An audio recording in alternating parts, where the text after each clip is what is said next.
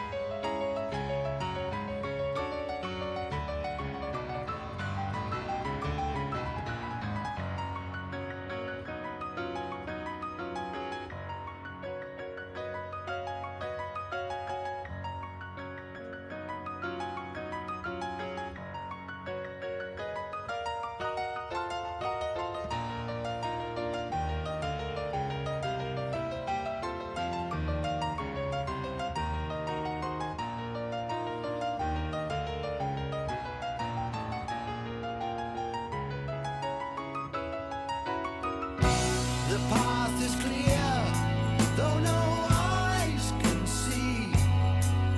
The course laid down long before. And so with gods and men, the sheep remain inside their pen. Though many times they've seen the way to leave. He rides majestic past homes of men who care not or gaze with joy to see reflected there the trees, the sky, the lily fair. The scene of death is lying just below. The mountain cuts off the town from view like a cancer growth is removed by skill. Let it be revealed. A waterfall is madrigal, an inland sea is symphony. Na na na na na na na.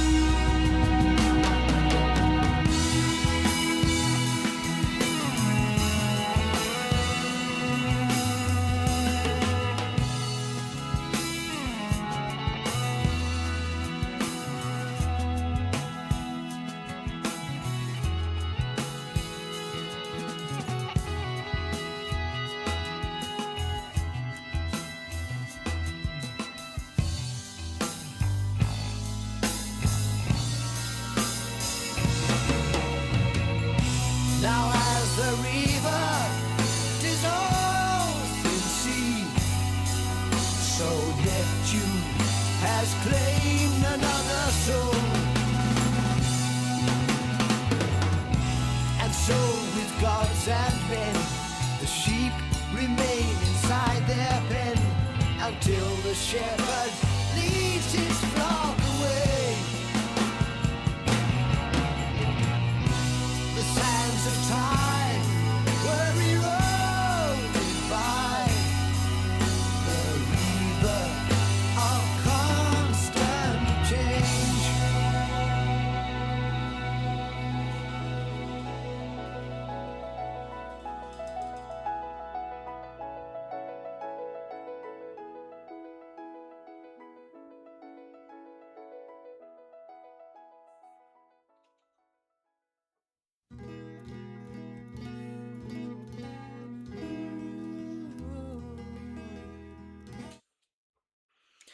It always happens far too quickly for me.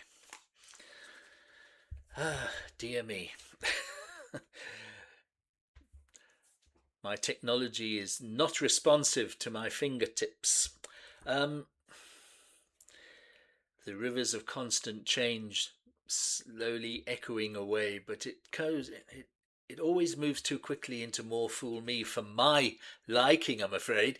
I just wish it would just fade away nicely. Maybe this 2007 remaster that Spotify have got. Uh, I mean, it's a wonderful song. It's 9.5 minutes almost, and it just flies by. And I mean, I can't, for the life of me, understand musicians some of the time. And this is no disrespect to Tony Banks, not at all. Um, he says he dislikes the lyrics, he can't really stand them. Well, he and Mike wrote them. They must have meant something. I don't really know what they mean. Um, the title, of course, is the pun on the Firth of Forth. However,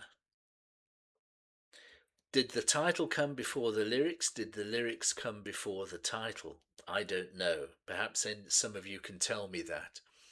All I really know is that the lyrics don't make too much sense, so I can hear maybe where he's coming from after all, until you get to that final line. It's so profound, it's almost it's almost farcical insofar as, wow, you can, and certainly I, as a 20-year-old when this came out, I was still very wet behind the ears. The sands of time were eroded by the rivers of constant change. It's so profound. It seems so wise. I just wish that the rest of the lyrics had kind of helped me get to that last particular phrase. But by the by, the music is absolutely stunning. The opening piano is, I don't think there's anything that Tony ever did that was better. It's absolutely gorgeous.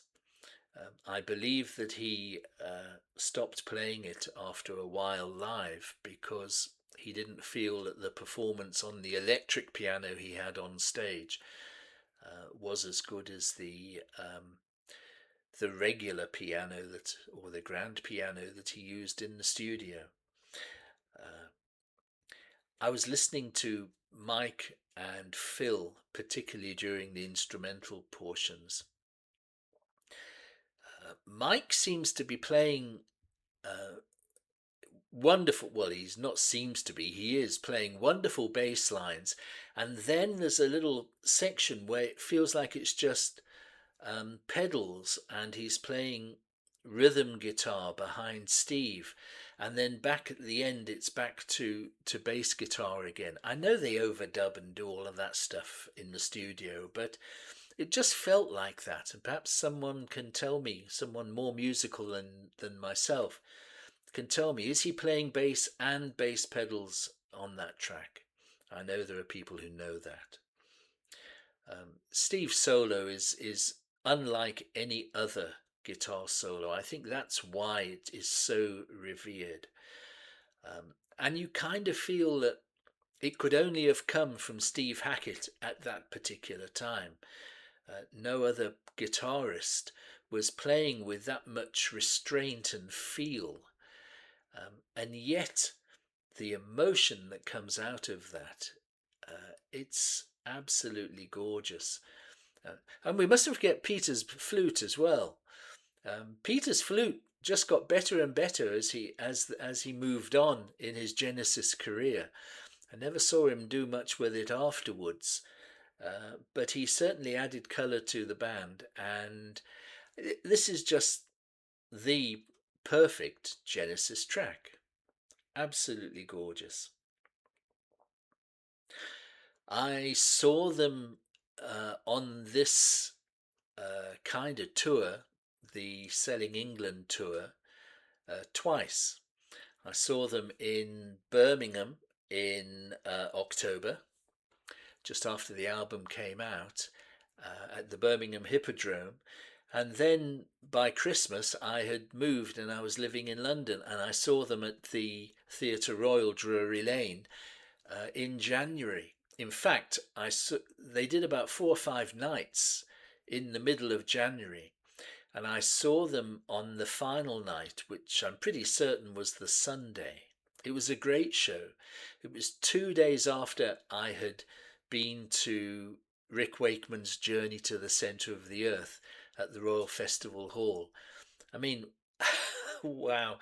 I already had the Genesis tickets, the Rick Wakeman thing, as I've explained before. If you watch my videos on Journey, the epic track review, I went on the off chance to try and blag a ticket on the night for Rick Wakeman. I just figured I just got to give it a shot. But I'd already booked my ticket for Genesis for the Sunday. So I saw Rick Wakeman on the Friday and Genesis on the Sunday in January 1974. Can life be any better? I'm very lucky.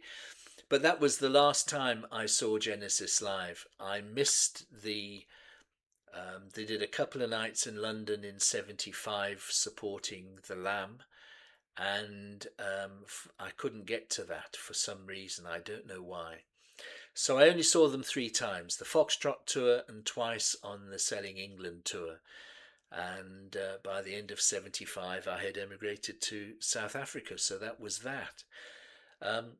But I'll always be thankful I did see them those 3 times, and they were 3 magnificent shows. Absolutely stunning. Going back to the lyrics for a moment, it reminded me the undinal songs. I never knew what undinal songs meant. Never. Thank heavens for the internet. So a good 10 years ago, I thought I was listening to the CD, and I thought, hang on a second, what is this undinal? So I googled it. So now I know that they were mythical water sirens, nymphs, water nymphs. That's right, the Undine, and hence the following line, the sirens cry. But yeah, you learn something new. These rock bands, they're very they're very educational, you know. There we are. Genesis and Firth of Fifth. That was fun. I'm going to have a little moan now. Just one little moan about this booklet. This CD that I have is the 1994 definitive edition remaster. The definitive edition. If only they could do the booklets properly, so that they start with the lyrics of the first song at the beginning of the booklet. But this booklet starts with the Battle of Epping Forest. And then halfway through, when you get to they called me the Reverend when I entered the church unstained part of the Battle of Epping Forest, that comes under the title of After the Ordeal. Oh dear. Then it goes back to the Battle of Epping Forest continued, and then the cinema show Isle of Plenty, and then we go to side 1, and it follows side 1 in sequence. And it's the definitive edition. Oh, if only people took the time to do a proper job. But there you go. Is that my OCD, or is it just um, sloppy work? I think it's sloppy work. It should not be like that. It's not just putting the pages in the wrong order. It's actually somebody thinking that After the Ordeal is part of Battle of Epping Forest. Gosh, I'm being very tough today. Let me know what you think of this song. Please put some comments down below. Firth of Fifth is brilliant. The band were brilliant. And let me know what you think we should be playing. There's still plenty of Genesis stuff to play. Every time I go later in the career, we don't get as many viewers. I'm going to have to go into that sooner or later. I really would like you to let me know if you like some of the later stuff. Which songs do you think I should choose? We still have a few of the classic lineup to go through, of course, and we've still got quite a bit of Wind and Wuthering to do. Still some Trick of the Tail stuff as well. So let me know what you'd like me to play. Suggestions would be most welcome. But I think that will be it for now. I've talked long enough and complained about booklets and things. Um, I look forward to seeing you on the next episode of Have You Heard, which should be out this afternoon after this one. But we'll see. Until then, have a great time, folks. See you soon. Bye.